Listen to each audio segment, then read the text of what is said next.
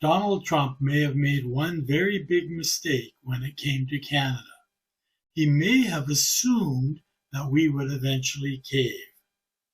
That if the tariffs became high enough, if the threats became serious enough, and if enough pressure was placed on Canadian businesses, workers, and governments, Canada would eventually decide that almost any deal was better than no deal at all. Except that's not what happened.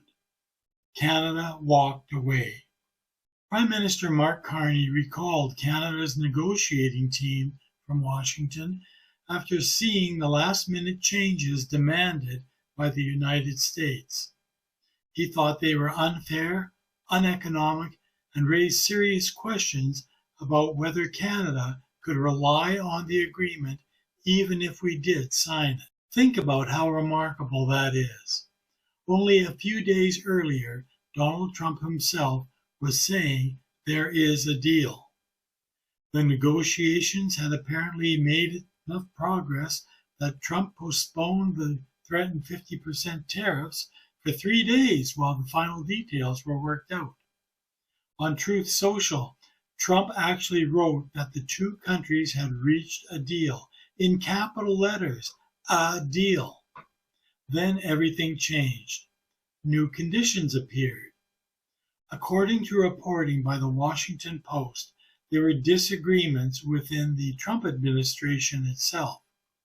U.S. trade negotiators Jameson Greer had been negotiating with Canada and was apparently willing to reduce some American tariffs as part of the agreement.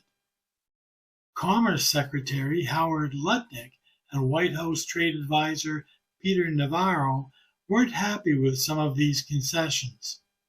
According to the Washington Post, Lutnick and Navarro confronted Greer at the White House over concessions he was prepared to make. Then, late in the negotiations, the United States wanted Canadian-built heavy trucks excluded from some of the tariff reductions. That included vehicles such as the Ford F-350, Ford F-450, all of which are made in Ontario. There are also American demands involving Canada's ability to negotiate future trade agreements with other countries. Now, the United States disputes Canada's description of some of those demands. An American trade official said there was no written language specifically stating or preventing Canada from signing trade agreements with other countries. So there are two versions of exactly what happened inside the negotiating room. What we do know is that something changed. Canada believed it was negotiating one agreement, and by the end of the week, the terms were no longer acceptable by the U.S. So, Carney walked away. There's one sentence from Carney that I think describes the entire relationship better than most anything I've heard.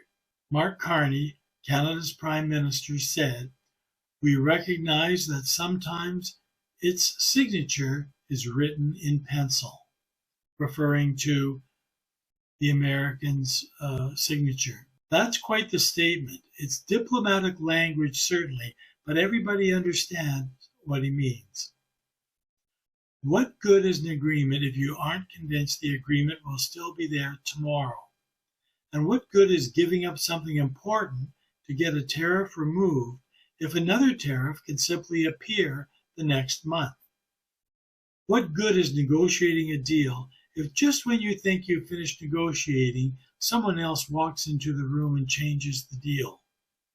That's where I think the Trump administration may have miscalculated Canada. Trump's negotiating style has always relied heavily on pressure.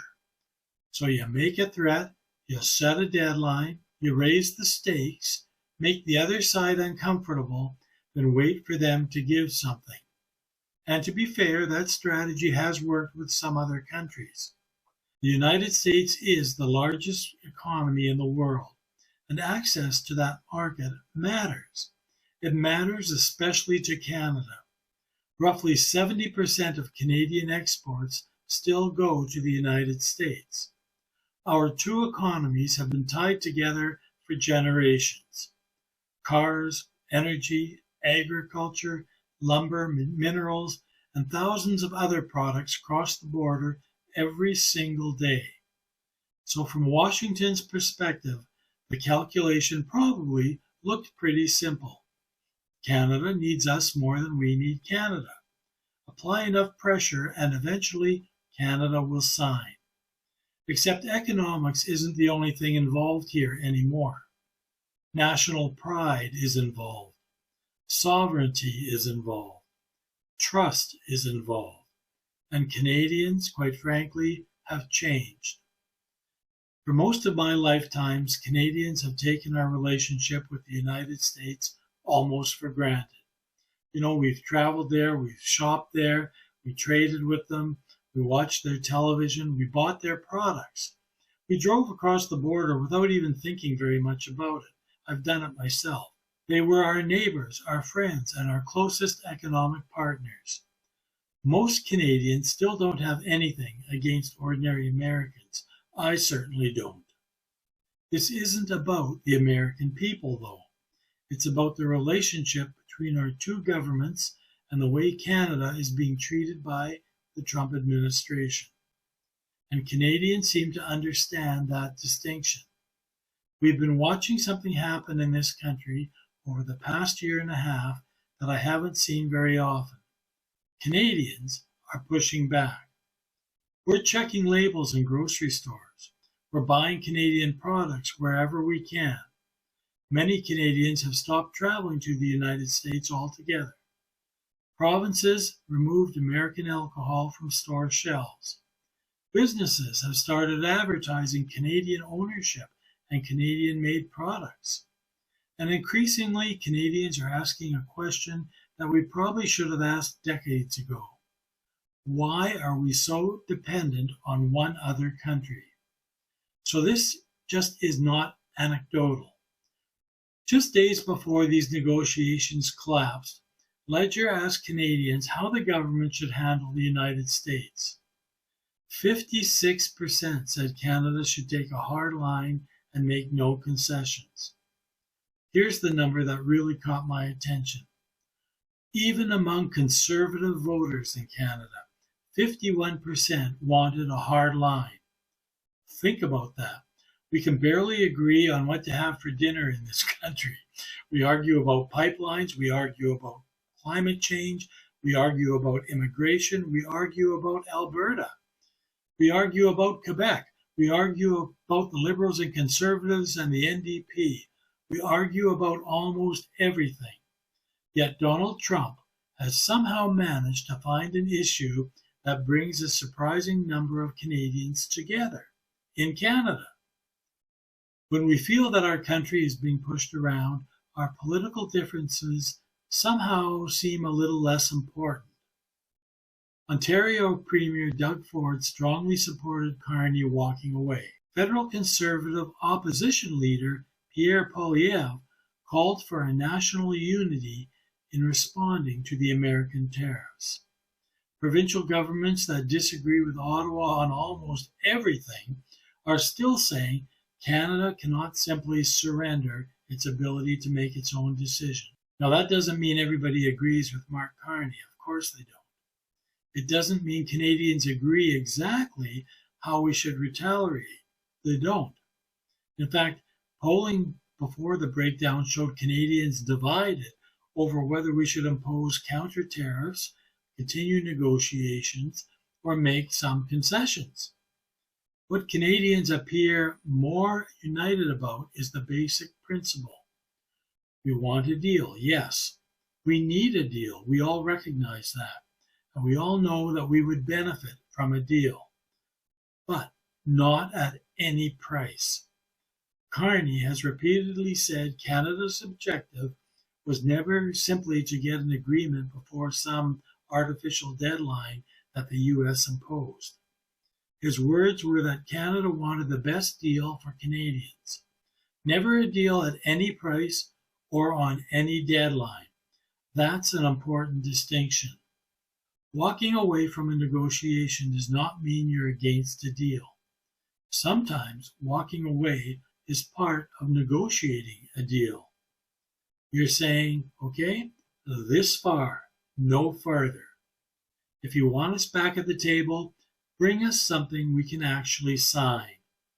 There's another part of this that Donald Trump may have underestimated. Canadians have already been living with this uncertainty for over a year and a half, so the threats aren't new anymore. The tariff announcements aren't shocking anyone. The deadlines aren't frightening us the way they once did. You know, we've heard 25%, 35%, we've heard 50%. We've heard threats against our automobiles, steel, aluminum, lumber, and other industries. We've heard Canada described as economically dependent on the United States. We've heard comments about Canada becoming the 51st state. And you know, at some point, fear stops working as a negotiating tool. People have become tired of being threatened, and eventually they say, fine, do it. We'll deal with it. That doesn't mean it won't hurt, it will. There are Canadian workers whose jobs are now more vulnerable. There are businesses that will lose orders. Some may even close the doors. There are families who may pay higher prices. There are industries that could face serious consequences. Carney himself isn't pretending otherwise. The United States has now imposed a 50% tariff on roughly $20 billion worth of Canadian goods, and Canada has announced that it will respond dollar for dollar with tariffs on American products, beginning September 8th. Trump has now gone even further, threatening 50% tariffs on Canadian cars, trucks, and automobile parts beginning January 1st. So nobody should celebrate this as though Canada just won something, because we haven't. This could be very expensive for us and for Americans, because here's the part of tariffs that tends to get lost in the political shouting. A tariff isn't a bill that Donald Trump mails to Mark Carney. American companies importing Canadian products pay those tariffs. So it's the American consumers that are on the line for this. Those costs can move through the supply chain until eventually somebody has to pay for them. And most often, that someone is directly the consumer. The same thing happens when Canada puts tariffs on American products, so our counter tariffs. Canadians can end up paying more. So yes, there is a price for standing our ground. There's a price for walking away as well. There is a price for Canada deciding that sovereignty and independence are worth protecting. The real question is how high that price could become. And that's where I'm going to go next. In my next North of Opinion video, we're going to put the politics aside for a few minutes and look at what this failed deal could actually cost us. What happens to Canadian grocery bills? What happens to cars? What happens to jobs?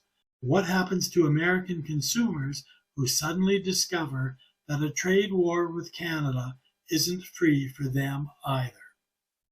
Because Canada walking away from a bad deal may have been the right decision. That doesn't make it a painless decision. For today, though, I think something important happened. Donald Trump tested Canada. Maybe he thought we'd cave. Maybe he thought the pressure would become too great.